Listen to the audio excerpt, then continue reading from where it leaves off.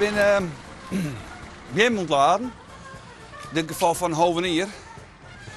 Die we dus oprooien uit die haarwaai. Dit haar is van 1960.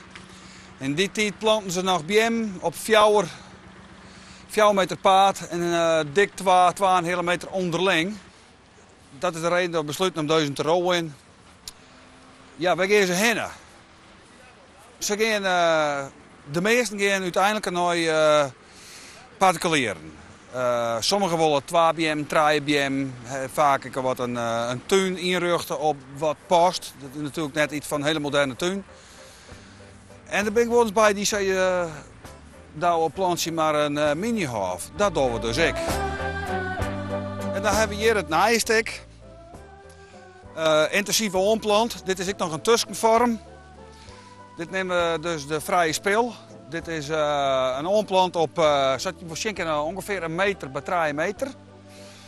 Hetzelfde model als op Oorkant van Dijk, maar deze we toch een speciale onderstaande lieds houden dat het een hele toegankelijke BM is om in te werken. Zodat je waarschijnlijk zonder poespas kijk oorlog met mijn jermen erbij komen. Dat is heel belangrijk, omdat arbeid gewoon duur is. Een goede boer klaagt het altijd. Ik ben net een goede boer. Ik ben heel optimistisch. Ik denk dat het een heel goed paar hier wordt. Ja. Ik denk het wel. Wil ik je nog even wat zien letten? Volg je maar.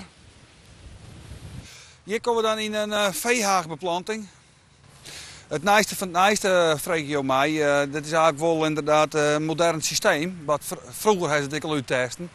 Maar sinds wordt het dus een heel soort broekt. Je hebt nog vrije speel zonder een broek eromheen, zo we dat nemen. Het voordeel van dit systeem is dat het heel toegankelijk is. De zinners kind van bovenaf, dus in de BM, versieden nog eens een keer. Hij wordt heel goed belichten. We horen de productietaken, de hoofdtaken zijn slank. Dat je van alle kanten er goed bij kennen. Dus je plukt van onder naar boven daar en je hoeft alleen maar eens even achter te vielen dat ik nog wat zet en je hebt de paard plukt.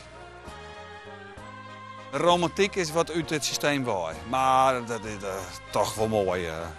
Wat is nog mooi, dit nog schilgers en grienen, veehaag. Op de achtergrond nog oude wielgen.